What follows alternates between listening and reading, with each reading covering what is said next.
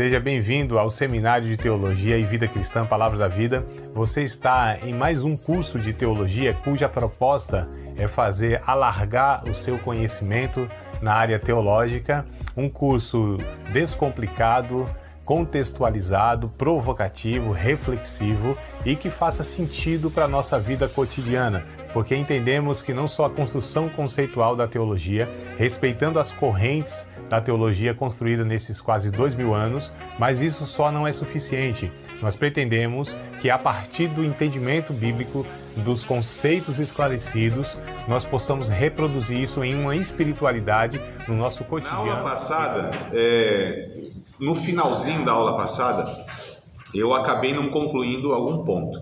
Mas antes que eu conclua aqui, em questão de 5 minutinhos, tá? Vocês têm alguma coisa para perguntar que ficou de repente aí no ar? Alguma coisa que vocês gostariam que eu completasse da aula passada? Toda a aula, na verdade, passada, né? Não no finalzinho. No finalzinho eu estou me recordando que eu fiquei aqui de concluir algum ponto. Mas de toda a aula passada, se vocês quiserem trazer agora aí para o início, gente, as anotações, se fizerem alguma questão aí, está suspensa, está no ar, fique à vontade. Tá tudo certo? Posso prosseguir então? Então vamos lá, vamos nós. Ainda falando, mas como eu disse, 5 minutos só para arrematar, né? Para a gente amarrar uma pontinha que ficou. Jesus como rei, né? Que foi o terceiro ponto que nós colocamos sobre o ofício de Cristo, profeta, sacerdote e rei. Eu queria concluir em Mateus capítulo 25, verso 31 ao 46. É só para anotar, a gente não vai ler, tá? Só para anotar a referência desse texto, né? Que Mateus capítulo 25, verso 31 ao 46, tá? Esse da aula passada, do ponto, né? Que a gente abordou Jesus como ofício de rei, né? Mas não esse rei que vem ou veio para dominar como os outros reinados dos homens, né? Esse domínio opressor, esse domínio territorial, mas sim como aquele que veio para governar o coração das pessoas, aquele que veio para... capítulo 25 de Mateus, verso 31 ao 46, é só uma referência para vocês lerem depois, tá? Jesus, ele veio para estar então, como ele disse, né? Porque prenderam Jesus e perguntaram, você é rei mesmo? Ele disse, para isso eu nasci, né? Mas o meu reino não é deste mundo, porque se fosse, os meus súditos estariam aqui lutando por mim, né? Para me libertar, enfim. E é interessante, amados, que o Evangelho não se assemelha em nada com a organização, o anseio e a proposta humana de relacionamentos. É totalmente diferente. Porque Deus, tendo o direito, a legitimidade e o poder para subjugar os homens, para obrigarem os homens a adorá-lo e a servi-lo, ele não faz isso. É simples assim. É interessante que todo relacionamento que Deus propõe, e o Evangelho assim desnuda isso de uma maneira, né, muito clara, é que o relacionamento é pelo amor. No Evangelho não tem obrigações nenhuma. Nós não somos obrigados a fazer coisa nenhuma. Não há obrigações. Há deveres de gratidão por um reconhecimento a quem nós servimos. Esse é o princípio. Então assim, eu sou obrigado a fazer isso, sou obrigado a fazer isso, sou obrigado a dar dinheiro, sou obrigado a orar. Não existe obrigações.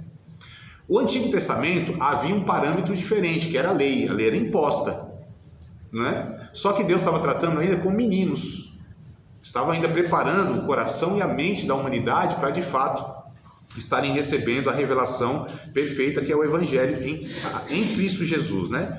Só que quando Deus propõe isso, ele corre um risco muito grande, que é o risco de não ser obedecido, porque a lei, ela obriga, né? Agora a proposta do Evangelho não é a obrigação, é o relacionamento de amor.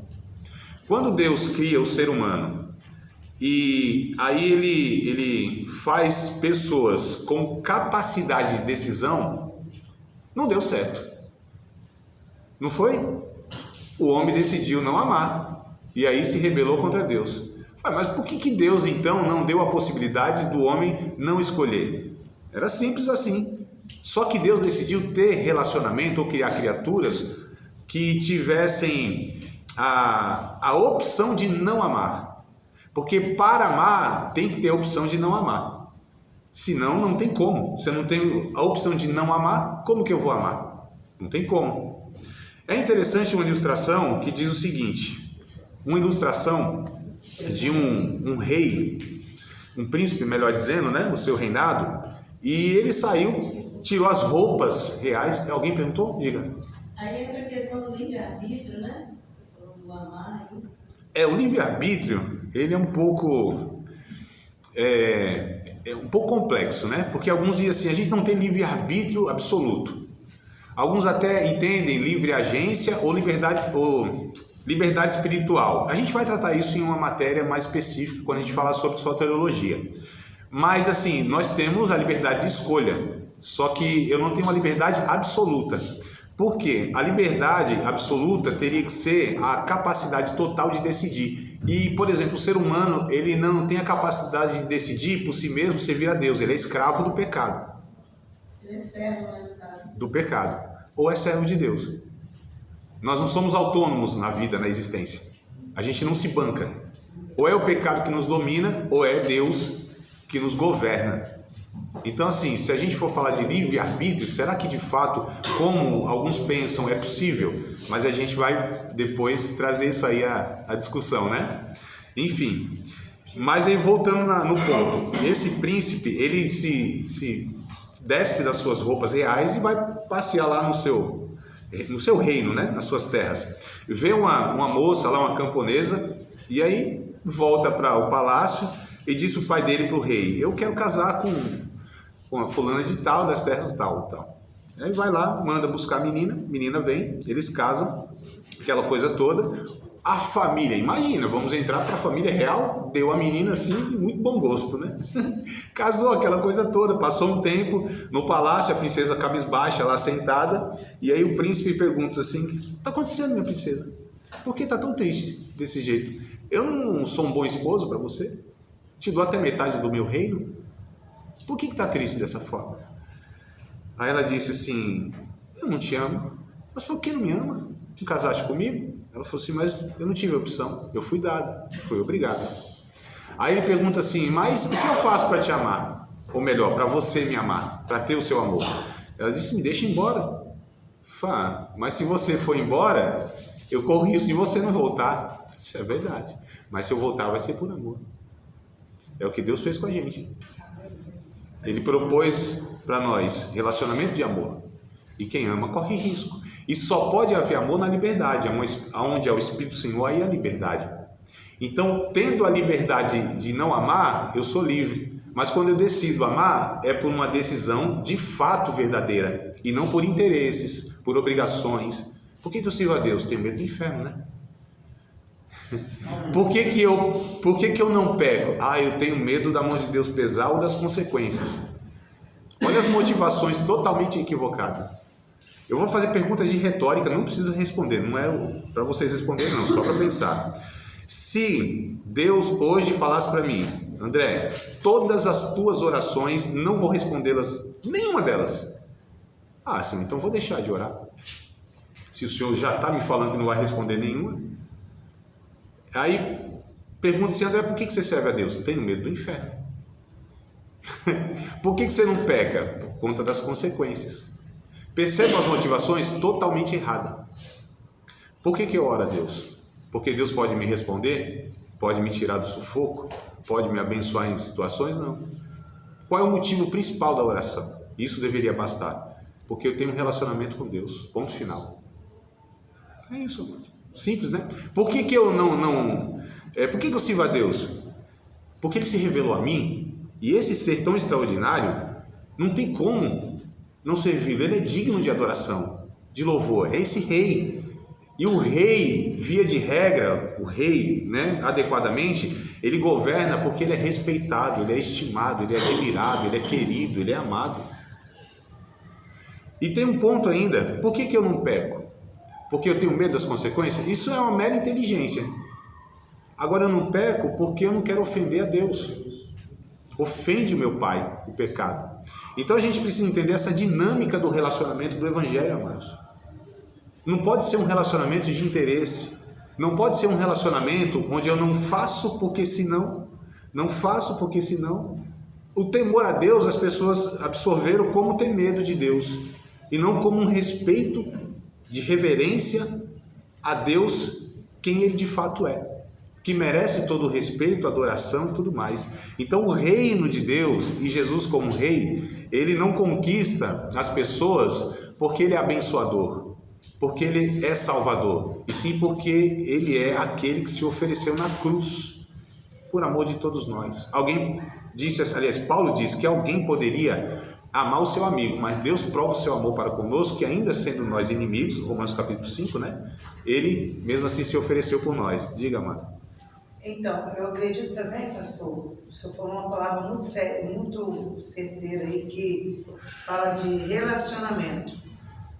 Eu acredito que o relacionamento com Deus é que vai fazer a diferença. Por exemplo, eu posso ter vindo um dia por ter medo, ou por muita dor, por muito sofrimento, né, no passado. Eu vim para Cristo.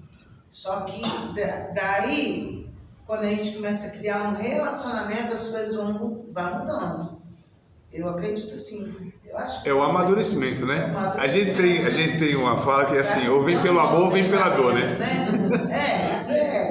É um jargão nosso, né? Ou vem pelo amor ou vem pela dor. Não, amados, quem veio pela dor e permanece ainda nessa motivação, não amadureceu. Não amadureceu. O relacionamento é. E o nosso problema é de relacionamento. Quando chegaram para Jesus, em Mateus capítulo de número 22, se não me falha a memória, verso 37, 38 e 39, perguntaram qual é o maior mandamento. O mandamento assim, Jesus disse, amarás teu Deus, teu próximo, a ti mesmo.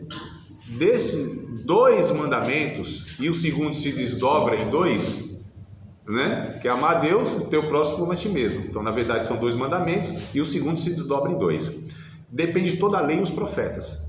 Tudo o que é de ensino bíblico depende de amar a Deus e ao próximo, como a si mesmo. Nosso problema é de relacionamento, amados. Eu acho que eu disse na semana passada, tem gente que é tão mal resolvida, tão complexa, se ela morar sozinha, deixa um bilhete para ela mesma e foge de casa. Não é? Sai correndo essa pessoa. Então, o nosso problema é de relacionamento com Deus. Isso foi até apaziguado, Jesus resolveu isso aí, Romanos capítulo 5, verso 1 inclusive, né? Tendo paz com Deus, fomos justificados pela fé e está tudo certo. O relacionamento com a gente, isso também deve ser apaziguado, né? Tem gente que tem conflito, isso não é, eu falo em tom de brincadeira, mas por exemplo, o salmista, ele falava com ele mesmo, ele não era doido, né? Quem nunca falou consigo mesmo? Né? Quem nunca, né? Se questionou, teve um diálogo com ele mesmo. Por que te abate, ó minha alma? Por que te perturbas dentro de mim? Espere em Deus, pois ainda o louvarei na salvação da sua presença. Salmo 42, verso 5, alguma coisa assim, né? 43, verso 5 também, quase que repete. Enfim, essa complexidade do relacionamento intrapessoal. E aí a gente tem um relacionamento com o outro. Então, 3 esferas de relacionamento que nós temos. E o Evangelho vem para reconciliar. A palavra-chave do Evangelho é reconciliação. O que Jesus veio fazer lá que Marcos capítulo 1, verso 14 ou 20, que nós lemos em alguma aula? Vocês lembram desse texto? Que veio pregando o reino de Deus? Crede no Evangelho, ele disse, né? Marcos capítulo 1, verso 14 ao 20, nós lemos esse texto, nós vamos relê-lo. O 14 e o 15 já é suficiente. E veio Jesus pregando o Evangelho do reino de Deus, dizendo, o tempo está próximo, arrependei-vos e crede no Evangelho. Eu quero pegar inclusive a segunda parte, que é o 15. Arrependei-vos e crede no Evangelho. Essa palavra no original crede vem do termo pistes, que denota um relacionamento de confiança. Então o reino de Deus é um relacionamento de confiança, onde nós confiamos em Deus, não no seu poder. Nós não nos relacionamos com o poder de Deus, com o que Deus pode fazer por nós. Nós confiamos no caráter e na pessoa de Deus. Eu sei em quem tenho crido, disse Paulo em 2 Timóteo 1:6, 1:7, alguma coisa assim, né? Não, um pouquinho para frente, deve ser 14, 15. A questão é, o Evangelho é uma proposta de relacionamento, de reconciliação. E Jesus reina em nós a partir dessa proposta. Não foi o que nós aprendemos na oração do Pai Nosso, que estás no céu, que santificado deve ser o seu nome em nós, venha o teu reino, não a nós, porque a nós esse reino já se faz presente, está dentro de nós, que é esse rei que governa o meu coração, não pelo... Aliás, Paulo, em 2 aos Coríntios, lembrei-me desse texto agora, vamos lê-lo? 2 aos Coríntios, capítulo de número 5, verso 14 e 15, olha que coisa interessante que Paulo diz aqui. 2 aos Coríntios, capítulo 5, verso 14 e 15. Porque o amor de Cristo nos constrange, julgando nós assim, que se um morreu por todos, logo todos morreram. E ele morreu por todos, para que os que vivem não vivam mais para si, mas para aqueles que por eles morreu e ressuscitou. 14 e 15. Perceberam? O amor de Cristo nos constrange. Tudo que fizermos em relação a Deus, se não for motivado, baseado, gerado pelo amor, amados, eu posso falar a língua dos anjos e dos homens, eu posso ter toda a ciência do mundo, eu posso dar o meu corpo como um mártir no campo missionário. Tudo isso, se não for gerado a partir do amor, é como um sino vazio, gelado, sem vida, que retine, faz barulho. Mas Deus não legitima nada, recebe nada. As pessoas em nossa volta podem falar: nossa, que homem de Deus, que mulher de Deus, que gente dedicada. E Deus está olhando: eu não reconheço nada do que está sendo feito aí, porque eu sou do coração. Teve um primeiro culto na existência humana, que foi o Caim e o Abel. O texto vai dizer lá em Gênesis que Deus recebe Abel e sua oferta, rejeita Caim e sua oferta. Então, de adorações, de músicas, de lágrimas, né? Até as lágrimas também, Deus pode falar de crocodilo. Amados, porque a Bíblia diz lá que o tal do Esaú buscou a Deus com lágrimas e não foi achado nele o lugar de arrependimento. Isso. Já conheço umas 3 pessoas assim. Meu Deus, né? Chora no culto, não é na nossa igreja, não. Que maravilha. Mas eu conheço a pessoa, eu sei que é tudo mentira, fingimento. Mas vamos lá, vamos lá. Olha eu julgando, mas é muito nítido isso. Mas tem coisa que não é tão nítida. É a depressão que a pessoa tem. Mas tem coisa que não é tão nítida, né, amados? Não, tem pessoas que disfarçam muito bem. Aleluia! Olha o óleo da alegria descendo aqui, ó. Mas então, existe um joio no meio do trigo. sim, mas eles são muito parecidos. Quem é que distingue? Às vezes dá, às vezes não. Agora a preocupação é: será que eu não estou nessa variação? Porque a Bíblia diz para a gente sondar o nosso coração. Eu não confio em mim, amados. Eu preciso que a palavra de Deus possa estar fazendo essa sondagem no meu coração. Eu posso até agora ter um momento de sinceridade, mas será que eu sou todas as vezes sincero?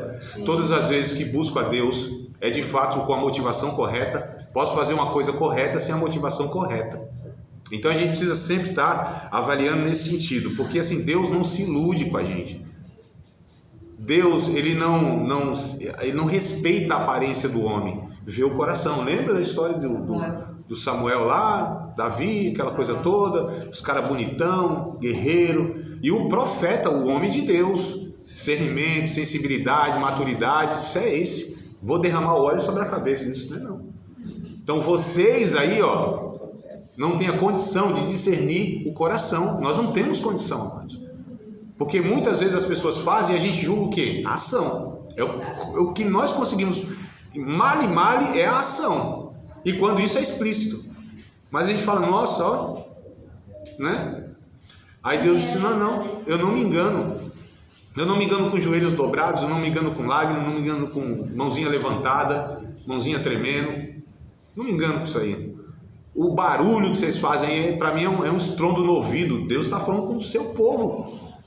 O sacrifício que vocês oferecem para mim, isso aí não é legítimo. O coração de vocês está longe, a boca fala, a boca confessa, mas o coração está muito longe de mim. Então a gente precisa entender, amados, que a proposta do Evangelho é um relacionamento de pessoa para pessoa. Deus, ele se relaciona conosco pessoalmente, individualmente, dentro de um coletivo, e sonda as nossas motivações. O salmista, ele orou, ele falou: Senhor, sonda o meu coração, vê se há em mim algum caminho mau e guia-me pelos caminhos eternos. Porque antes que haja qualquer palavra na minha língua, tu sabes, Senhor, tu conhece. Não há escuridão para o Senhor, luz e escuridão é a mesma coisa. De onde eu posso me fugir do teu espírito? Se subir os céus, tu estás. Se eu fizer a minha cama lá no inferno, tu também estás. Tu me conhece. Tu me viste sendo formado no ventre da minha mãe. Conhece todas as coisas. Antes que eu fosse formado, todas as obras que eu faço, as minhas intenções, elas estão escritas no teu livro. Hebreus capítulo 4, verso 13. Né? Aliás, o 12 diz... a palavra de Deus, ela é mais penetrante do que espada alguma de dois gumes, penetra até a divisão da alma e do espírito, das juntas e das medulas. Ela é apta para discernir os pensamentos e as intenções do coração. Todas as coisas estão nuas e patentes diante de Deus, que vamos tratar um dia. E é conosco que Deus está falando aqui nessa noite. Não é com ele, é conosco, amados. Né? Então esse relacionamento, e Jesus, ele discerne isso em cada um de nós, em todo o tempo. A gente que às vezes até se engana, mas Jesus não. Falando ainda do reinado, falei que ia ser rapidinho, mas estou me prolongando aqui. Só para fechar aqui e arrematar mesmo, tá? Jesus na cruz do Calvário, um ladrão percebeu que Jesus tinha um reino, que é o Lucas 23 e 42. Eu acho muito interessante essa passagem. Sabe por quê? A princípio, me parece que é o Mateus que vai falar isso, né? Lá no capítulo 27... sobre a crucificação de Jesus, diz que os dois salteadores, os dois ladrões, os dois crucificados estavam blasfemando Jesus, os dois. Só que um começou a observar Jesus. E aí depois ele reconhece, observando Jesus, se não é possível. Esse homem é diferente. Nenhum crucificado agia daquela forma, perdoando os seus algozes, não blasfemando de Deus, abençoando todas aquelas pessoas.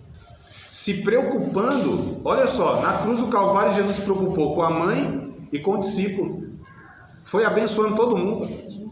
A morte vindo sobre ele, ele preocupado com a vida das pessoas, disse: mãe, está aí teu filho, filho, está aí tua mãe, hoje estarás comigo no paraíso. Ele foi observando tudo, esse homem, falou: tem que ter um reino. Jesus, lembra de mim quando entrar no teu reino?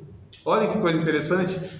A postura, né, de uma pessoa totalmente diferente em face à morte, à injustiça. Jesus se comportou como nenhum deles. Eu não sei se eu falei para vocês que Judas, na mesa lá, né, na ceia, foi trair Jesus, e Jesus não negou o pão. Jesus estendeu da mesma forma, e sabia que ele ia trair, disse: é você mesmo, Satanás encheu o teu coração, você vai me trair. E Jesus considerava Judas como um amigo, não era conversa não, mas o Salmo vai dizer isso: meu amigo íntimo, a quem eu tanto amava, íamos à casa de Deus, ele que me traiu. Então Jesus, esse Salmo é profético em relação a Jesus, né? Davi e Aitofel lá, mas eles remetem a Jesus. Então Jesus, ele tinha Judas como um amigo íntimo, não era um discípulo qualquer, não era um membro da sua igreja, era um amigo íntimo. E mesmo assim, Judas foi traí-lo, foi pegar o pão, né? Molhar o pão lá, que isso era uma intimidade muito grande, até hoje, né? Vai meter a mão no prato de alguém. Às vezes até cônjuge. Vai pegar alguma coisa da mulher pra você ver. Tem uns que fica bravo, né? Quer dividir nem a coxinha lá. E aí, olha que coisa interessante. Era como Jesus estivesse sem falar nada, falando o seguinte: Judas, você vai me trair, mas a tua atitude ao meu respeito não muda quem eu sou ao teu respeito. O meu caráter é inalterável. Eu amo unilateralmente, ponto final, sem recíproca, sem reconhecimento, sem necessidade de você me reconhecer e ser grato. Eu amo, ponto. Tanto é que a Bíblia diz: Deus amou, lá atrás, amou o mundo antes que a gente fizesse qualquer coisa. Aliás, Deus já sabia tudo que a gente ia fazer de cagada, de ruim. Desculpa a palavra, não é técnica, né? Cagada não é técnica. Então eu vou retroceder um pouquinho aqui, tá? Para ficar mais polido, né? Academicamente enquadrado. De todas as transgressões, delitos que nós íamos cometer, Deus já sabia, e Ele nos amou antes de tudo isso, amor.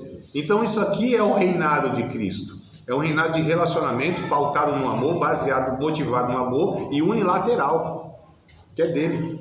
Porque nós não amamos em medida nenhuma em comparação com aquilo que ele nos amou. Porque tem gente que se ilude, né? Não, Deus me salvou porque sabia que eu ia produzir no seu reino, que eu ia ser quem eu sou. Conversa fiada, mano. Não é nada. O amor, a dimensão do amor que Jesus despeja na cruz do Calvário em relação a nós, se a gente desse a nossa própria vida, não vai valer de nada. Ele nos amou, um amor imensurável, inexplicável. Como diz a harpa cristã dos tempos da Bleia, da antiguidade, né? Ó, porque Jesus me ama. Eu cantei isso, cantei não, né? Mas recitei isso aqui para vocês em alguma dessas aulas aí. Ó, porque Jesus me ama, eu não posso explicar, mas a ti também te chama, pois deseja te salvar. Diga aí, varão. Pode falar se tá. Não quer falar? Não? Ah, tá, que eu vi a canetinha levantando assim, eu pensei que queria. Mas tudo bem. Queridos, é só essa questão de fechar sobre o reinado. Apocalipse capítulo 11, verso 15. Pastor, esse 42 aqui, disse Jesus, lembra-te de mim quando entrares no teu reino. Essa fala dele foi porque ele reconheceu que Jesus era rei. Que tinha um reino. Não é possível. Isso aqui foi a porta de entrada deles. Não é possível um homem ter um comportamento nobre diante de tal situação. Sim. Não é possível. Nenhum ser humano diante da crucificação teria, eles blasfemavam mesmo, de Deus, do mundo, de todo mundo. Jesus só abençoou, só intercedeu. Perdoa eles. Né? Então ele reconheceu, não é possível. É um ser humano fora da curva e é rei por cima ainda. É o que concluiu o ladrão lá, né? E depois descobriu, é o próprio Deus. Entrou assim, diretão com ele. Apocalipse 11, 15, Apocalipse 12, 10, Apocalipse 19, 11 ao 16, só para dar referência para vocês a respeito ainda de Jesus como sendo o ofício de rei. Tudo em Apocalipse, tá? 11, 15, Apocalipse, né? Tudo em Apocalipse. 11, 15, 12, 10, capítulo 12, verso 10, capítulo 19, verso 11 ao 16. Gostaria até de falar, mas não vou ter tempo não, mas se vocês fizerem uma leitura simples, já vão ser abençoados. Aí pela... Capítulo 19, verso 11 ao 16. Capítulo 11, verso 15. Capítulo 12, verso 10. Capítulo 19, verso 11 ao 16. Posso ir para frente? Caminhar aqui? Vamos agora virar uma chavinha e falar sobre a obra e missão de Cristo, tá? Quero ler com vocês um texto de 1 João, capítulo 3, verso 8, para a gente introduzir agora a obra e missão de Cristo. Então nós falamos sobre a natureza de Cristo, falamos sobre os ofícios de Cristo e agora nesse terceiro momento nós vamos falar sobre a obra e missão de Cristo, tá? Então 1 João, capítulo 3, versículo de número 8. Jesus não veio para fundar uma nova religião. Jesus não veio para dominar o mundo. Jesus não veio para libertar Israel da opressão dos romanos. Jesus não veio para outra coisa a não ser para isso que está escrito aqui. Por isso o Filho de Deus veio, ou se manifestou, né? Para destruir as obras do diabo. Ponto final. É isso aqui, tá? Então, Cristo ele realizou muitas obras, porém a obra suprema que ele consumou foi a de morrer pelos pecados do mundo, tá? Jesus veio como obra suprema para morrer pelos pecados do mundo. Mateus capítulo 1, versículos de número 21, a gente vai pegar esse texto aqui para Mateus capítulo 1, verso de número 21. Então Jesus veio para realizar uma obra, que é desfazer as obras do diabo, e para isso ele morreu na cruz e consumou ali a sua morte para morrer pelos pecados do mundo, tá? Então Mateus capítulo de número 1, versículo de número 21, pelo menos na minha versão diz o seguinte: e ela dará à luz a um filho e lhe porás o nome Jesus, porque ele salvará o seu povo dos pecados. Então, ó, o nome Jesus quer dizer Salvador, né? Salvador. O próprio nome já denota aqui qual é a função principal de Jesus: salvar a humanidade. João capítulo 1, verso 29. Esse texto bem famoso, né? João Batista lá, perguntaram, e aí, João, quem é Jesus? Ele disse, é o Cordeiro de Deus que tira o pecado do mundo. Eis aí o Cordeiro de Deus que tira, remove o pecado do mundo, tá? Então, nesses dois textos aqui, a gente vê a obra de Jesus, salvar as pessoas dos seus pecados, morrer por elas. Jesus não veio para nos fazer triunfantes socialmente, ricos, famosos, exaltados na humanidade. Jesus veio para nos salvar dos nossos pecados e do jugo que o diabo usava sobre nós. É isso, amados. Isso é a maior bênção que existe sobre as nossas vidas. A gente está perdendo a noção, como igreja, da mensagem principal do Evangelho, né? Eu observo às vezes, nos nossos cultos, ao longo desses 20 e tantos anos, que às vezes a gente ouve a mensagem assim, Jesus te salvou, Jesus morreu na cruz, e a gente fica meio estático, meio assim, suspenso, meio tipo, e daí? Mas quando vem falando as mensagens assim, amados, que vai nos abençoar, vai nos exaltar, aí, nossa, é lindo estranho para todo lado. Pra cima, aí, arrepia do cóccix até a cervical, ou da cervical ao cóccix, acho que é de cima para baixo, né? Aí, tem uns irmãos que não sabem essa anatomia, mas não tem nada não, esquece aí também.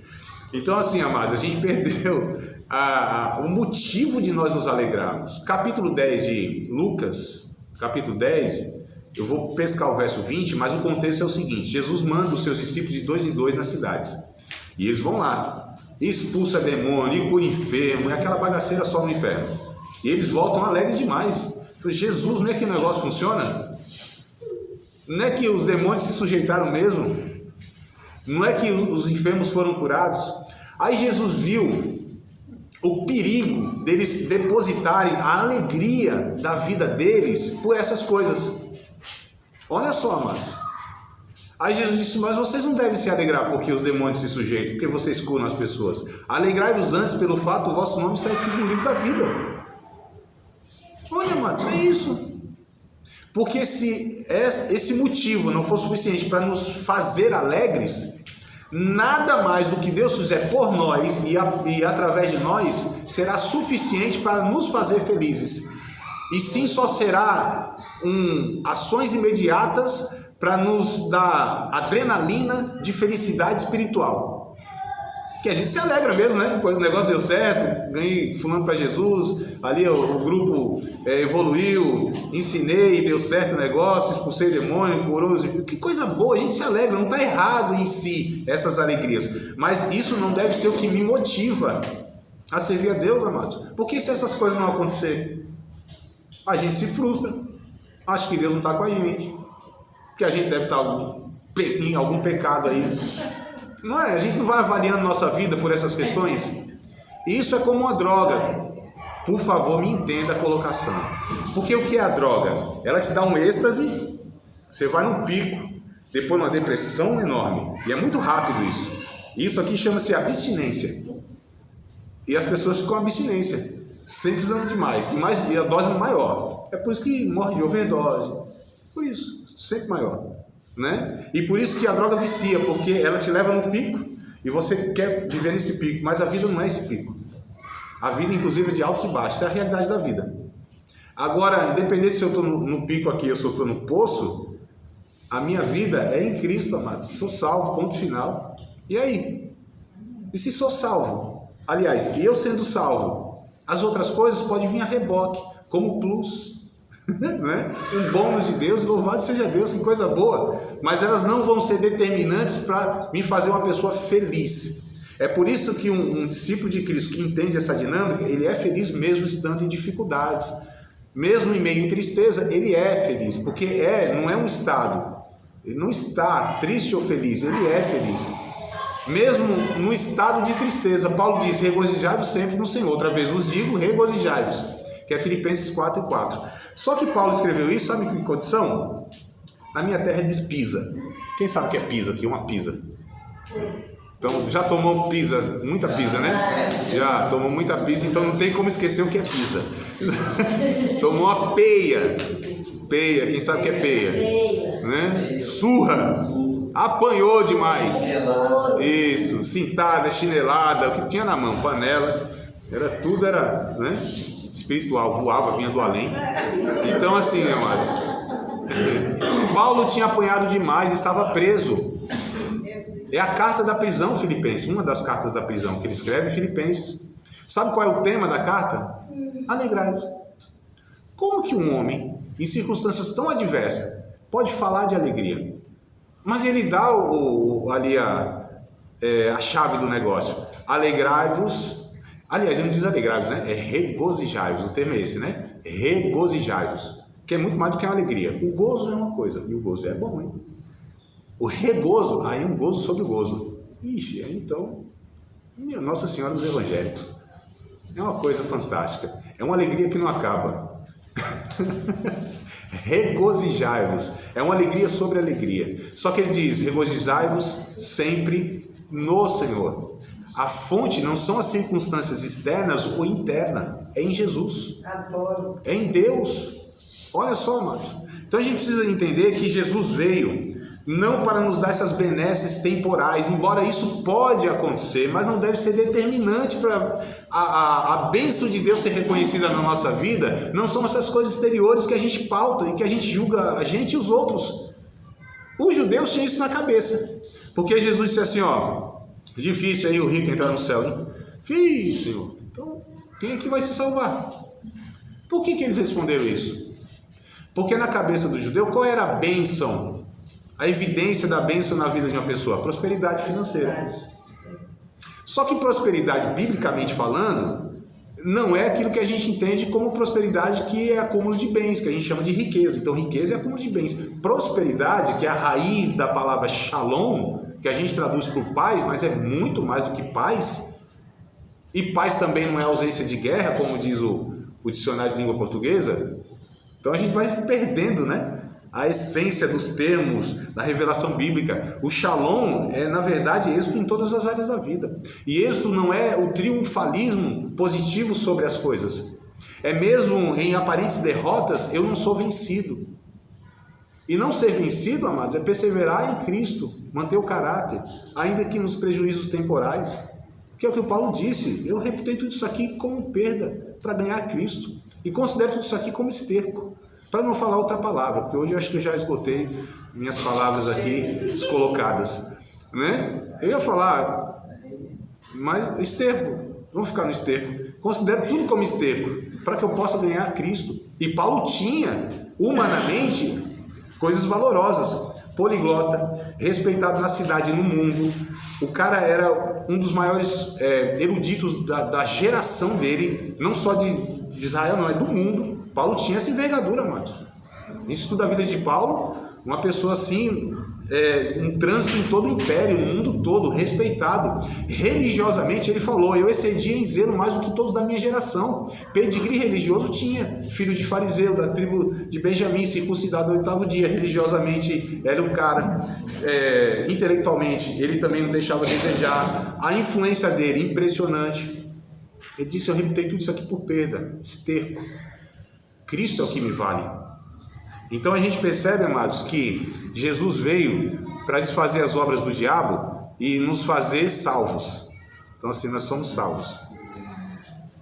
Se os pentecostais tivessem vindo, ia falar glória a Deus agora. Eu falei, tá vendo? Quando a gente diz que é salvo, ninguém se alegra mais. Incluídas nessas obras, ou nessa obra expiatória, figuraram sua morte, né? Ressurreição e ascensão, tá? Incluídas nessa obra expiatória, o termo expiação é pagar a pena, né? Então, a gente tinha uma dívida. Vocês lembram que a gente tinha uma dívida? Como a gente ora o Pai Nosso? Perdoa as nossas dívidas. Então, nós tínhamos uma dívida. Com quem? Com Deus. E essa dívida era impossível de pagarmos. Não tinha como. Impossível. Tem um salmo que diz o seguinte: se eu tivesse todos os recursos do mundo, todos esses recursos do mundo não seria suficiente para salvar uma únicazinha alma. Um únicozinho ser humaninho. Um único. Não ia dar. Imagina. E se eu desse a minha vida? Também não ia valer de nada. Né? Nada. Ia morrer, e o seu sangue também não ia valer para nada, porque nós somos sangue ruim, mano. Só tem um sangue bom. É o nosso Senhor Jesus. E aí, a expiação é isso, é pagar a pena. Teve aí uma companhia de teatro, né? Giovanni Si. Companhia de Si, né? Companhia de Si. Giovanni Si, agora me enrolei todo. Enfim, é uma companhia. Giovanni Si, é Giovanni Si, então. Eles têm lá eles tinham uma peça, ainda não sei se está em cartaz, né? Mas bem antiga aí. Foi talvez a que destacou eles aí no nosso cenário aqui no Brasil, que é uma instituição mundial, né? Missionária, inclusive. E aí o que acontece? Eles tinham lá uma peça que eles falavam sobre tá consumado, tá quitado. Que eles usavam o termo bíblico tetelestai, né? Que era um termo que foi usado, ou que era usado lá, quando a pessoa ela cumpria a pena. Então você tinha a cela dela lá, ela cumpria a pena e escrevia lá: tetelestai, está consumado, está pago, está quitada a dívida. E aí Jesus ele faz isso, ele quita a dívida. Colossenses capítulo de número 2, verso 13 e 14, esse texto para mim ele é fantástico, nós vamos usar ele em outras ocasiões, em outras matérias aqui, tá? Então você já, Colossenses capítulo 2, verso 13 e 14, então vocês já podem memorizá-lo, decorá-lo, tá? Já pode, esse está autorizado, decorem aí. Se quiser até falar hoje na chamada, pode falar. Colossenses capítulo 2, versos 13 e 14. E quando vós estáveis mortos nos pecados, e na incircuncisão da vossa carne, vos vivificou juntamente com ele, perdoando-vos todas as ofensas. A morte de Cristo perdoou todas as nossas ofensas, amados. As passadas, as presentes e aquelas que vamos cometer. Dá para imaginar um negócio desse?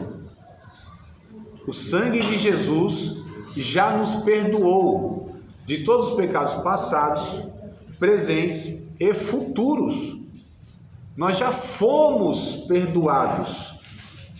A gente não parece que não entendeu esse trem aqui, porque fica num desespero tão grande quando peca. Claro que é bom, no sentido porque, né, a gente precisa ser santificado, mas não nesse desespero e agora. E agora não, está tudo resolvido. O sangue de Jesus já nos garante essa continuidade da relação com Deus. O que a gente precisa fazer? Como diz o profeta, exato. Mas eu citar o profeta. Não, sacudir a poeira, levantar e dar a volta por cima. Ah, não foi o poeta, né? Foi um... Não, mas tá lá em Isaías também. Tá em Isaías, né? Vocês estão lembrando do samba, tá vendo? Estou falando de Isaías, lá que está escrito isso aí. Mas é isso. A gente precisa continuar a caminhada, porque sob, né, embaixo desse sangue de Cristo. O que diz 1 João, por exemplo, capítulo de número 1, verso 7, 8, 9, capítulo 2, verso 1 e 2, é um texto só, né? Diz, ó, quem diz que não tem pecado está mentindo. Mas, filhinhos, não pequem. Mas, se pecar, vocês têm um advogado para com Deus, Jesus Cristo justo. Ó, Jesus Cristo justo, que perdoa os nossos pecados. Não só os nossos, mas de todo mundo. Então, olha que coisa interessante, amado. Então, perdoou todas as nossas ofensas, havendo riscado a cédula que era contra nós, nas suas ordenanças, a qual de alguma maneira nos era contrária, tirou-a do meio de nós, cravando-a na cruz. Há uma versão que, ao invés de estar dizendo assim, havendo riscado a cédula que era contra nós, está lá, cancelou o registro de acusação contra nós. Escrita de dívida, pastor, está aí? Melhor ainda. A ideia, né, se aproxima mais. Então, a escrita de dívida, o registro contra nós na acusação foi cancelado, foi anulado, foi cravado na cruz, amados. Como diz o texto de Romanos capítulo de número 8, verso 1, portanto agora, nenhuma condenação há para aqueles que estão em Cristo Jesus, que não andam segundo a carne, a sua velha natureza, o seu velho homem regendo a sua vida, mas segundo o Espírito. Não há mais condenação, não há mais imposição acusatória do diabo sobre nós, amados. Porque todas as vezes que ele quer nos acusar, o sangue de Cristo está nos purificando, nos cobrindo, né? Isso é tão interessante que a gente olha assim para os irmãos lá de Corinto e fala, não é possível, puxa a capivara daqueles irmãos, um pior do que o outro. Pensa num... Eu duvido o pastor querer ser pastor de uma congregação daquela. Pensa num povo complicado, mano. Panelinha, só lá, né? Panelinha, aqueles grupos de divisão, né? Gente carnal, briguenta, fofoqueira, estava lá, está escrito lá. Amadas de facas. Né? Então olha só, Paulo diz assim, e olha, era uma igreja, ou era a igreja, que pelo menos no Novo Testamento a gente não vê outra semelhante, que os dons espirituais eram aflorados. Era a igreja que a gente chamou de mais pentecostal que tinha, onde o carisma era um negócio doido, assim, que Paulo tinha que falar assim, ó, põe em ordem o negócio, é muita profecia, é muita língua estranha, é muito poder, então vamos pôr ordem nesse negócio, é muita ação carismática do Espírito Santo. A despeito disso, Paulo disse assim, eu não posso conversar com vocês como pessoas espirituais, vocês são carnais, vocês são meninos em Cristo, porque havendo entre vocês dissensão, brigas, vocês não são carnais e vocês não andam segundo todos os homens, e vocês nem tomam aí providência nenhuma, porque tem gente aí tendo relação sexual com a sua própria mãe. Está escrito lá, não estou inventando coisa nenhuma, capítulo 5. E eu nem quero falar do resto, irmão. Vou te dar com Vou até tomar uma aguinha aqui, porque... Vocês com vara, com leitinho ou com vara? E assim, se eu fosse elencar como era o perfil desses irmãos, meu Deus do céu, se parece até com a gente. Então, queridos, olha que coisa interessante. A obra expiatória de Cristo resolve tudo isso, né? Incluídas então nessa obra expiatória figuram sua morte, ressurreição e ascensão, que eu quero falar dessas três coisas: morte, ressurreição e ascensão. Não somente devia ele morrer por nós, mas também viver por nós. Não somente ressuscitar por nós, mas também ascender para interceder por nós diante de Deus. O Romanos capítulo 8, verso 34, eu acho muito interessante. Romanos 8 e 34. Eu acho muito interessante esse texto, porque diz assim: quem os condenará? Pois é Cristo quem morreu, ou antes, quem ressuscitou dentre os mortos, o qual está à direita de Deus e também intercede por nós. Ainda em Romanos capítulo 4, versículo de número 25. Romanos 4 e 25. Diz o seguinte, na minha versão pelo menos, né? O qual por nossos pecados foi entregue e ressuscitou para a nossa justificação. Ainda em Romanos capítulo 5 agora, versículo de número 10. Isso eu acho muito interessante. Antes que vocês leiam... Você acabou de ler o 4? Romanos 4 e 25, último. 25. O primeiro foi 8 e 34, 4 e 25 e agora 5 e 10. Mas não leiam 5 e 10 não, tente aqui prestar atenção. A gente fala assim, Jesus, a gente é salvo pela morte de Jesus, né? Mais ou menos. Porque imagine se Jesus tivesse morrido e não ressuscitado. Vou contar uma ilustração. Hoje eu estou na minha cota de ilustração, que é 2 ou 3, tá? Por aula. Imagine um menino. Vem uma bala perdida, pega esse menino, corre para o hospital. Ainda está vivo. Chega no hospital, os médicos vão fazer a cirurgia. E aí o pai angustiado, esperando lá, vem o médico com uma bandejinha na mão assim e diz, ó, retiramos o projétil que acertou seu filho. Está aqui, na bandeja, o projétilzinho está aqui. E meu filho? Morreu. Mas o projétil está aqui. Retiramos. A causa da morte do seu filho, nós tivemos sucesso e retiramos. Removemos. Isso ia adiantar o quê, mano? Então, o que Jesus fez? Só retirou o pecado das nossas vidas? Não. Porque não ia adiantar. O que ele fez? Nos deu a vida. Então, retirou o projétil, o pecado que dominava e era peso condenatório eterno para a nossa vida e nos deu a vida pela sua ressurreição. O texto vai dizer o seguinte: porque se nós, sendo inimigos, fomos reconciliados com Deus pela sua morte, pela morte nós somos reconciliados. Muito mais estando já reconciliados, seremos salvos por sua vida. Então é a vida de Cristo que nos traz a salvação. Porque se Jesus tivesse morrido e não tivesse ressuscitado, amados, como muitos líderes morreram e até hoje estão mortos, mas só o nosso Jesus está vivinho da Silva, reinando para todo sempre, né? Eu pensei que você ia falar glória a Deus, aleluia, louvado seja o nome do Senhor. Então, e aqui é assim, é que está meio frio hoje, está igual carro aqui, né? Então, assim, as outras aulas o clima estava mais favorável e o pessoal estava... Então, olha que coisa interessante. A vida de Cristo, porque assim, ninguém nasceu como Cristo, ninguém viveu como Cristo, ninguém morreu como Cristo, ninguém ressuscitou como Cristo. Houveram outras ressurreições, como Cristo não. Houveram muitas outras vidas, como Cristo não. Então a vida de Cristo, a ressurreição de Cristo, é que nos dá a vida. Se ele ressuscitou, disse Paulo em 1 Coríntios, nós vamos ressuscitar também, amados. E a ressurreição de Cristo é a prova cabal da aprovação de Deus sobre sua vida. O texto diz isso. Porque Deus provou, validou, deu carimbo que Jesus de fato era o Filho de Deus e Salvador, ressuscitando-os dos mortos. E se ele ressuscitou, eu pergunto, que poder maior haveria sobre nós, se a morte já foi vencida? 1 Coríntios, todo o capítulo de 1 Coríntios fala sobre esse tema ressurreição, que é um tema fundamental da teologia e parece que a gente não dá muita importância.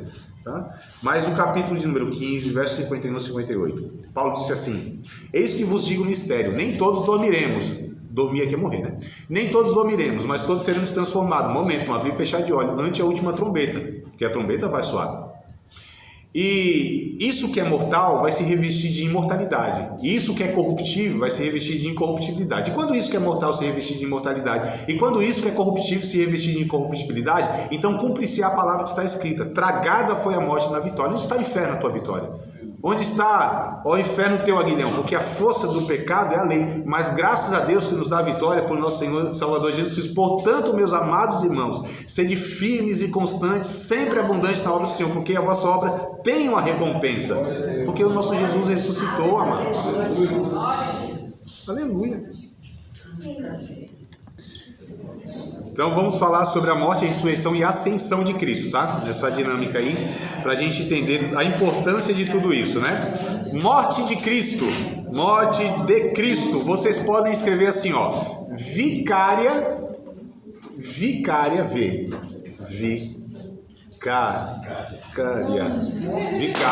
olha, ó, aleluia, vicária expiatória. Então a morte de Cristo, ela foi vicária e expiatória. O que isso quer dizer? A palavra vicária quer dizer substitutiva, tá? Vocês lembram do vigário? O vigário? Quem é o vigário? É o substituto de Deus na terra, na ideia da outra religião, né? Claro. Por quê? Porque o vicário quer dizer substitutivo, quer dizer em lugar de outrem, tá? Então a morte de Cristo nos substituiu. Aquela cruz, nem na confecção que ela foi feita, dizem os estudiosos, porque ela foi feita, confeccionada para o Barrabás, né? Um homem zarrão, tal. Não vou entrar nos detalhes aqui, mas ela foi porque era confeccionada antes não era na hora que eles faziam a cruzinha lá, porque tinha o tamanho de cada um e tal.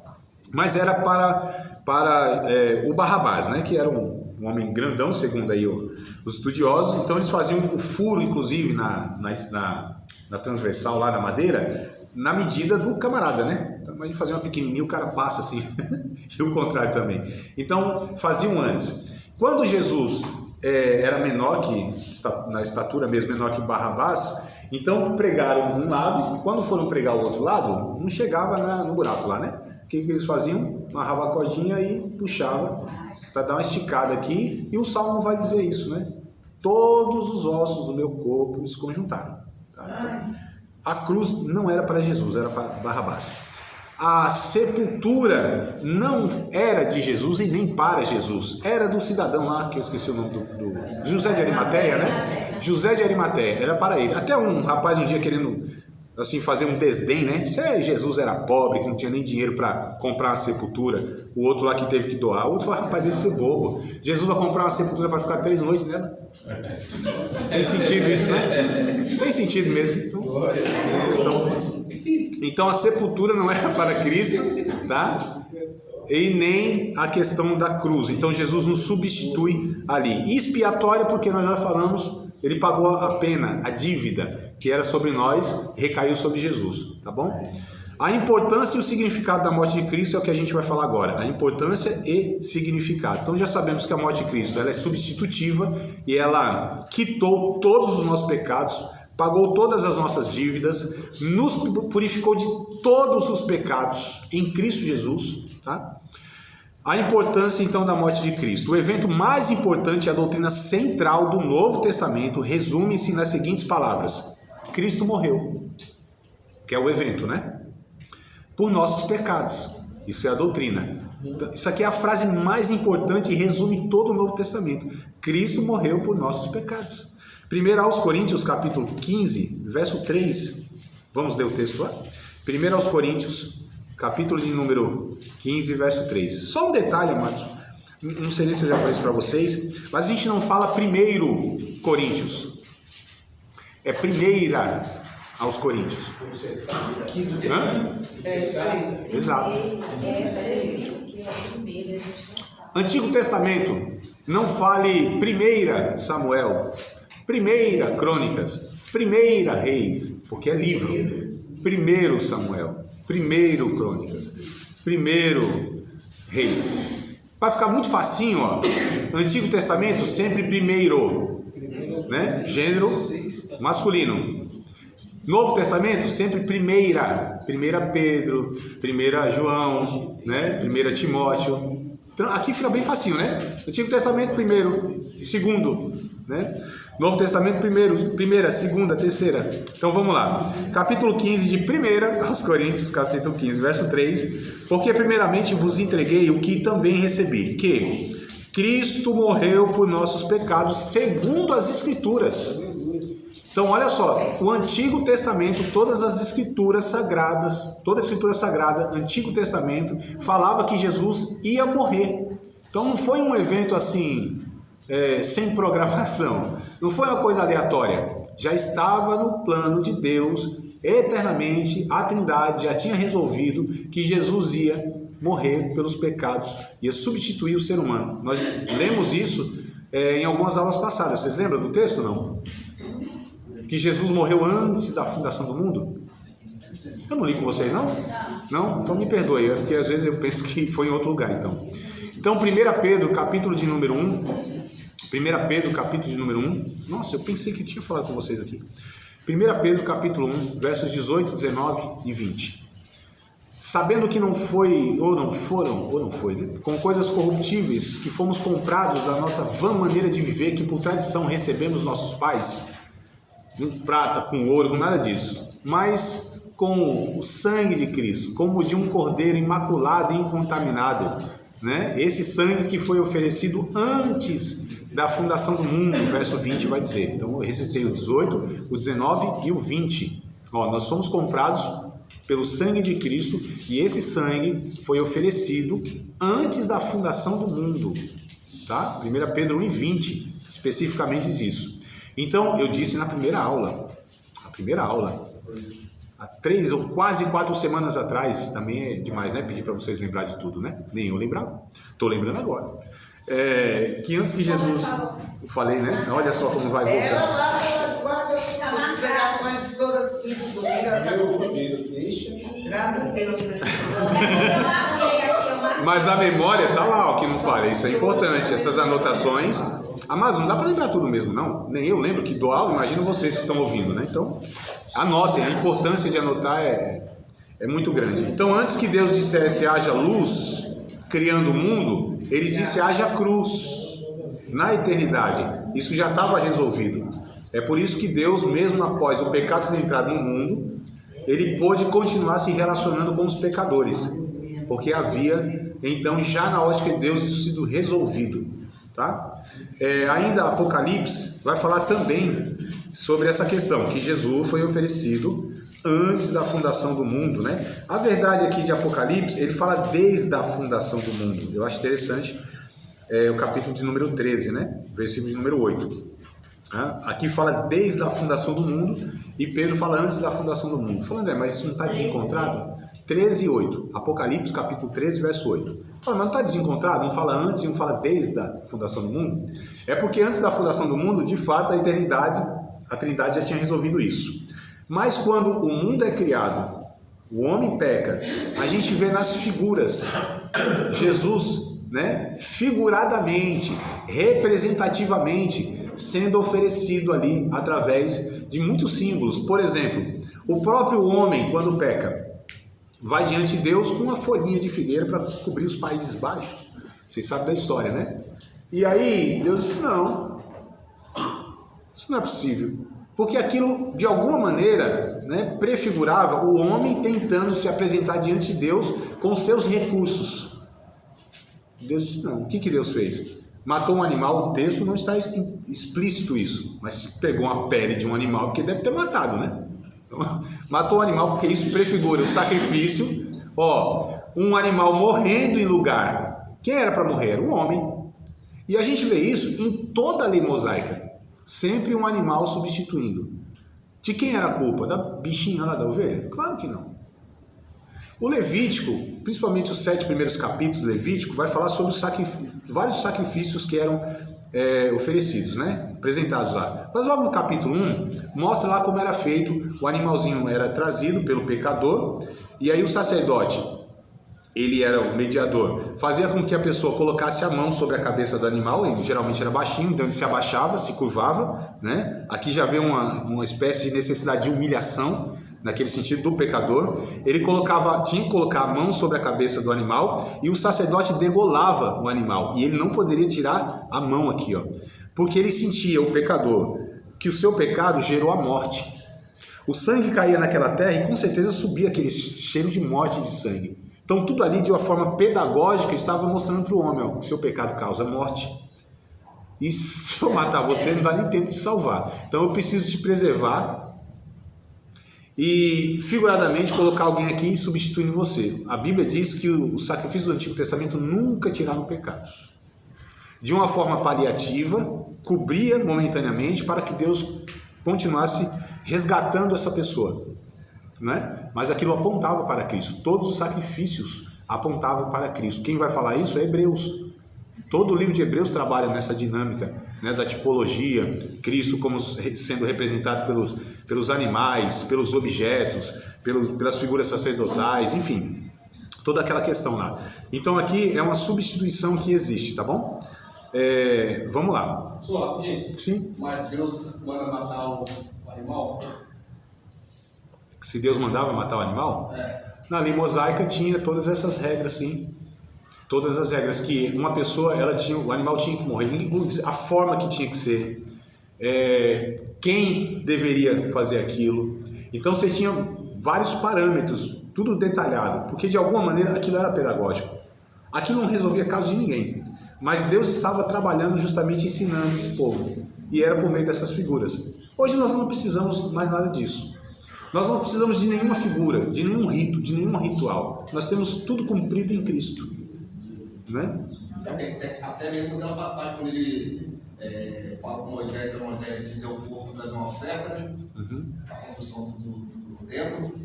Aí quem tem ouro traz ouro, quem não tem traz prata, bronze, quem não tem traz um couro do animal. Trazer o couro tem que matar o animal, né? Exato. E é interessante, você me fez lembrar agora de uma questão seguinte, porque a lei, ela contemplava todo mundo, né? Então quem era rico, muito rico, trazia um boi para o sacrifício. Quem era classe média, não tinha essas questões, né? Mas a gente entender, né? Trazia lá uma ovelha, um gado miúdo, né? Quem era pobre, trazia um par de rolinhas, de pombinho. Inclusive a gente descobre que Jesus era pobre, a família trouxe isso aí quando foi lá oferecer sacrifício na circuncisão, na apresentação de Jesus, enfim. Quem era pobre de marré, trazia um punhadinho de farinha. O que Deus estava falando? Todo mundo, eu estou dando recurso para se aproximar de mim. Mesmo dessa forma paliativa. Então não tinha ninguém que Deus não providenciou. Alcançava a todos. O sacrifício de Cristo alcança a todos. A graça de Deus iguala a todos. A graça de Deus coloca todo mundo debaixo de uma régua de pecadores miseráveis. E a graça de Deus é quem propicia todo mundo a se aproximar de Deus. Né? Então desde o Antigo Testamento isso era tudo ensinado por essas figuras aí. Enfim. Então, eu falei aqui sobre a doutrina e tal, dos pecados, né? 1 Coríntios 15:3, todas as batalhas da reforma, eu falo da reforma protestante, 1517, nós vamos estudar a história da igreja, eu vou dando aula e falando, né? Spoiler do que a gente vai estudar nas matérias, mas é isso aí. A gente vai estudar sobre a história da igreja. Em 1517, houve a reforma protestante, porque até então só havia uma igreja universal, que era chamado de católica, que é a mesma coisa. A palavra católica quer dizer universal, e universal quer dizer universal, católica, né? Que é a mundial. Mas nada disso aqui, vocês estão entendendo, né? Não estou falando dessas, estou falando no conceito aqui, né? Que era una, né? Essa é porque a gente se confunde tudo, né? O que vai inventar hoje? Igreja intergaláctica, que tem mundial, universal e católica, intergaláctica, interespacial. Então havia só uma igreja, que era a Igreja Católica Apostólica Romana. Isso durante 1100, 1200 anos aproximadamente, tá? De 300 e pouco, né? Onde é fundado o catolicismo, o cristianismo católico apostólico romano. Nós somos católico e apostólico, só não somos romanos, né? Por exemplo, eu sou católico apostólico pernambucano, tá? Então eu, né, sou católico, quem é baiano, católico apostólico baiano, então nada de romano. Enfim, aí é fundado por Constantino o cristianismo como a gente conhece o católico. E isso perdurou por 1200 anos. Martinho Lutero, um monge alemão, ele começa a questionar as doutrinas, então, da igreja. Salvação por, né, obras e purgatório, enfim, um monte de doutrina que foi sendo criada ao longo desses séculos aí. E o que se travou, então, a questão lá, é que a salvação, ela era pela graça de Deus por meio da fé. Basicamente é isso que a Bíblia ensina. Só que a igreja, até então, ela não ensinava isso. E aí travaram-se então em torno dessa correta interpretação da cruz de Cristo. A cruz de Cristo é a base para a gente interpretar toda a doutrina evangélica, toda a fé cristã. É a cruz de Cristo. Ou seja, Jesus morrendo pelos pecados de todos nós. Tira todo o mérito, tira todo o esforço humano, toda a parte humana de fazer qualquer coisa. Eu não posso fazer absolutamente nada para fazer com que Deus me ame mais. Eu não posso fazer nada a mais para que Deus me ame menos. Se eu pecar, Deus não vai me amar menos. Se eu tentar não pecar, Deus não vai me amar mais. Né? Então a cabeça religiosa não pensa nesses parâmetros. E, infelizmente, isso está também dentro das nossas compreensões de igreja evangélica. A gente tem uns conceitos aí meio estranhos, herdado dessa religiosidade, né? Porque a nossa cabeça é religiosa. E o evangelho não tem nada a ver com religião. Não é uma religião melhor, uma melhorada, ou a melhor religião. Evangelho não tem lógica nenhuma. Um dia, numa conferência mundial, estava o C.S. Lewis. C.S. Lewis, muito conhecido, né? Principalmente pelos filmes lá, né? Filme da Crônica de Nárnia e tal, mas um escritor fantástico. Um dos grandes eruditos do século passado. E ele estava nos bastidores, e estava uma roda de irmãos assim, e ele chegou assim: o que vocês estão conversando? A gente está discutindo aqui o que o cristianismo, o evangelho tem diferente, o que distingue o evangelho de todas as outras propostas religiosas da humanidade, da história da humanidade. Ele deu de ombro assim e falou: é simples, é a graça. Só o evangelho trabalha com o conceito de graça, amados. Todas as religiões do mundo, todas as que foram criadas até hoje, que supostamente possam ser ainda para frente, nenhuma delas trabalha com o conceito de graça. É a mesma lógica que elas têm, só tem elementos diferentes, mas a lógica é a mesma. Evangelho, só o evangelho trabalha com graça, que é essa ação unilateral de Deus para salvar o homem. Martinho Lutero disse assim, que é o grande reformador: a gente só tem uma coisa para contribuir para a salvação, são os nossos pecados. A única coisa que a gente tem para contribuir são os nossos pecados. A gente entra com os nossos pecados nessa conversa. Então, trava-se aí em torno da cruz de Cristo, né? O ensino dos reformadores era este: quem compreende perfeitamente a cruz, compreende a Cristo e a Bíblia. Então, toda interpretação precisa ser baseada na cruz de Cristo, no sacrifício de Cristo, nesse ato vicário, substitutivo e expiatório. Amados, não resta nenhum sacrifício de nenhum de nós. A gente tem algumas expressões: pagar o preço, vou me sacrificar. Eu fico pensando, rapaz, será que Deus vai levar em conta, em consideração, o que a gente está fazendo aqui como um peso para Ele decidir me abençoar ou não? Nós já discutimos aqui, por que Deus nos abençoa? Por meio de quem Deus nos abençoa? Foi uma pergunta que eu fiz agora. Não vale nota. Por Jesus, não é? Por causa de Jesus? Por causa de Jesus. É por causa. É apesar de nós, não é por causa de nós. Fala, André, então assim, tipo, eu não preciso viver uma vida de santificação, vou ser totalmente rebelde, desobediente, Deus vai me abençoar da mesma forma? Olha a compreensão que Paulo já identificou naquele tempo. De maneira nenhuma. Não, porque você está falando, Paulo, onde abunda o pecado, superabunda a graça, então eu vou pecar para que a graça abunde mais ainda? Tem um texto na Bíblia muito, mas muito interessante, em Tito, capítulo de número 2, versículo de número 12. Tito 2 e 12. Tito. Depois de 2 Timóteo, vem Tito. Mas eles hoje estão confundindo isso aí. É por isso que eu quero pegar esse texto, pastor. Aí tem Justamente. graça, né? Eu vou até aqui. Ai, cadê? Isso aí tem graça. Calma aí, que agora eu vou pegar até o lenço aqui, viu? Emocionado. Tô chorando pelo nariz. Então vamos lá, Tito, capítulo de número 2, verso 12.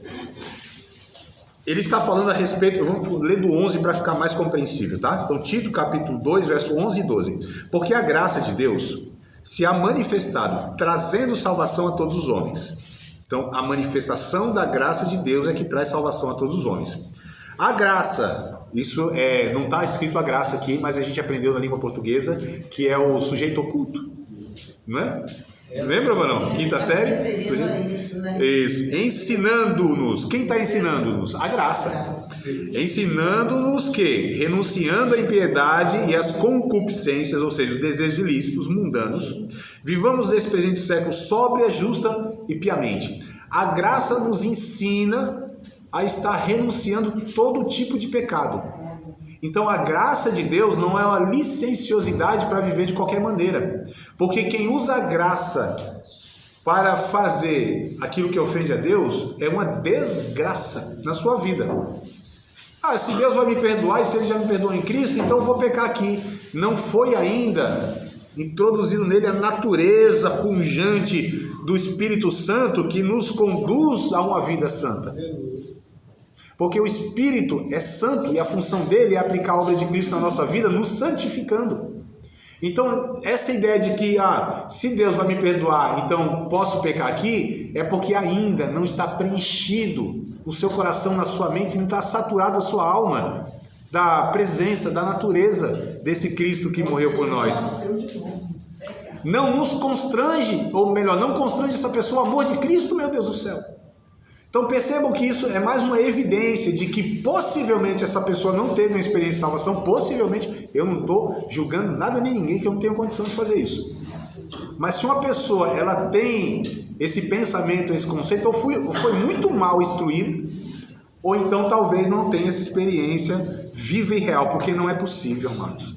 Uma pessoa que encontrou o Senhor Jesus Cristo na sua vida, o Espírito Santo veio habitar na sua vida, não é possível que essa pessoa não tenha o desejo de fazer a vontade de Deus, embora muitas vezes peca mesmo. Nós sabemos disso, não precisa de teologia, né? Isso é a nossa vida. Diga, amada. Eu tenho um irmão que ele fala que uma vez salvo para sempre. Até bati de frente com ele nessa questão aí, porque, né, uma vez salvo, não precisa sacrificar, fazer, né? Aí eu fiquei intrigada com isso. Você me tirou uma dúvida, assim, na questão dele, ele falar que quem está salvo para sempre, não precisa fazer mais nada. É aquilo, assim, né? Não, para a salvação a gente nem precisa e nem tem condição. A questão é o seguinte, as pessoas não entendem que assim, a salvação, ela vem, é ato de Jesus, ponto final. Jesus que nos salva. E eu faço o quê? Nada. Para a salvação eu não faço nada. Eu não tenho condição de contribuir em nada com aquilo que Cristo já fez na cruz do Calvário. Foi um sacrifício único, eficaz, ponto final. Então a salvação é Cristo. Ele é o autor e ele é o consumador da nossa salvação. Autor e consumador. Ele originou a autoria e ele levou isso a cabo. Só ele. Sem interferência humana, sem contribuição humana. É Jesus que nos salva. Ponto final. Eu não posso fazer nada para a salvação. Se eu vivo uma vida de tentativa de retidão, de santificação, é em resposta a uma graça que me é concedida. Então, quando a gente lê os textos da Bíblia que vão falar sobre santificação é baseado no sacrifício de Cristo. Santificação como esforço humano, aí isso é religioso.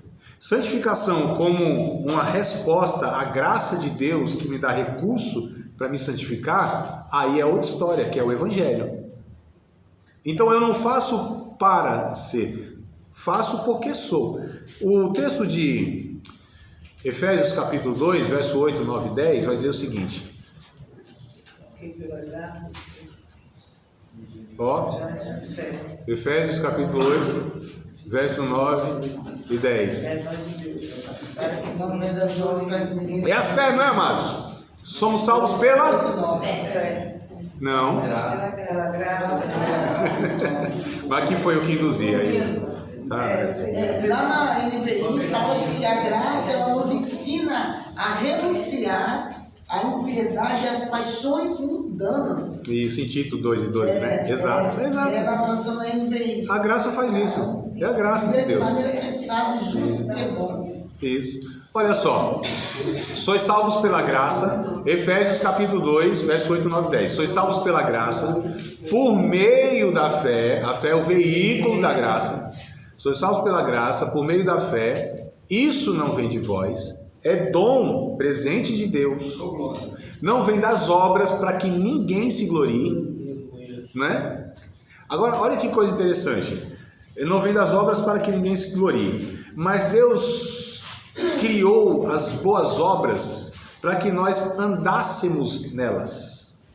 As obras foram criadas de antemão por Deus para os salvos, não para ser salvo. É como uma natureza que reproduz aquilo que lhe pertence.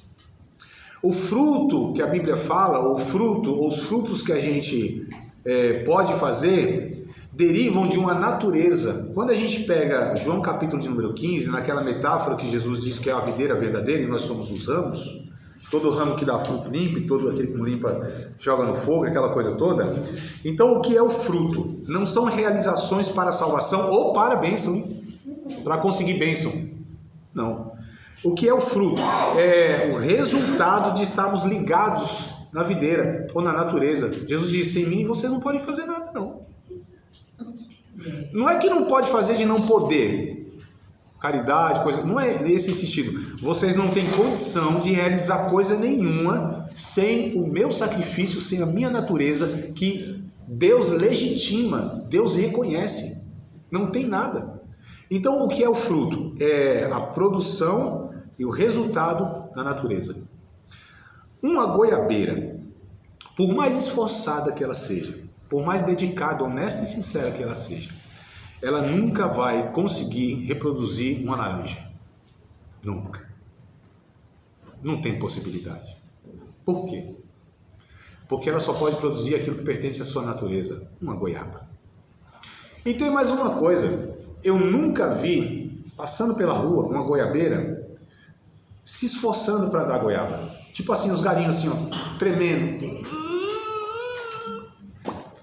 E sai a goiaba. Nunca. Isso é fluido. Isso é natural. Isso é produto dela. Ela não pode fazer outra coisa a não ser gerar goiaba. Então, quando nós fazemos alguma coisa que manifesta a natureza de Deus, é porque nós estamos sendo nutridos pela natureza de Deus. Então, é o Espírito Santo fazendo em nós, por meio de nós, e para Cristo, amados. A gente precisa entender essa dinâmica. A Bíblia diz que Deus opera tudo em todos, tanto querer quanto efetuar. Quando eu faço alguma coisa baseada no sangue de Cristo, é porque eu sou bom? É nada. Isso me faz melhor diante de Deus? Também não. E por que faço? Porque é minha natureza, meu Deus do céu. Eu não posso fazer outra coisa se eu estou impregnado da natureza de Cristo. Eu faço, então pode ser para de Jesus, pode fazer. Então olha só que coisa interessante, a gente precisa entender o que o Evangelho trata de natureza, não é de lógica religiosa. Quem faz mais, Deus se agrada mais. Deus se agrada desse fulano. Mentira. Não é que eu conheço tudo da Bíblia, não. Até vocês me ajudem aí. Mas eu não acho na Bíblia um texto que vem uma voz do céu e se dirija a ninguém dizendo, este é meu filho que me agrada. Não tem nenhum, a não ser Cristo. Fora de Cristo não há Abraão, não há José, não há Moisés, não há Elias, não há Eliseu, não há ninguém, amados. Deus só dirige a um ser humano. Esse é meu filho amado, ele me satisfaz. Em Cristo, aí nós somos, né, recebidos por Deus. Em Cristo, por causa de Cristo. A gente precisa entender isso. É Cristo, é a cruz, é a graça. Não é sobre nós, como diz a música, né? Se a gente não aprende pela palavra, pela música, pelo menos. Não é sobre nós, amados. A gente não se reúne em nosso nome. Louvado seja eu, glória a mim. A gente não está aqui num projeto humano nosso. A gente não é abençoado porque é mais fiel do que o outro, não. Não é nada. Deus diz assim, tudo ordinário. Eu estou falando da mesma ordem, não estou xingando ninguém, não. Tudo da mesma ordem. É isso que eu quero ver esses profetas falar assim, né? Que eles gostam de falar assim. Eu viro para o irmão do lado e falo, tu é um ordinário. Você é um ordinário, você é uma ordinária. Eu sou um ordinário. Pertencemos a uma mesma ordem. Existe um homem entre nós extraordinário, que foi Cristo, que na nossa ordinariedade faz com que Deus se relacione conosco de uma forma extraordinária e graciosa, sobrenatural. Então a gente precisa entender essa dinâmica aqui, porque é Cristo. Pode participar de mais uma aula de um dos nossos cursos, Seminário de Teologia, Vida Cristã, Palavra da Vida. Espero que tenha te abençoado, não só alargado o seu conhecimento teológico, mas que tenha também atingido o teu coração para que você possa a cada dia mais reproduzir a vida de Deus nas suas relações cotidianas. Se você ainda não é aluno oficial de um dos nossos cursos, se inscreva aqui no contato que vai aparecer do WhatsApp. Também nos siga nas redes sociais, se inscreva no nosso canal, compartilhe à vontade e Deus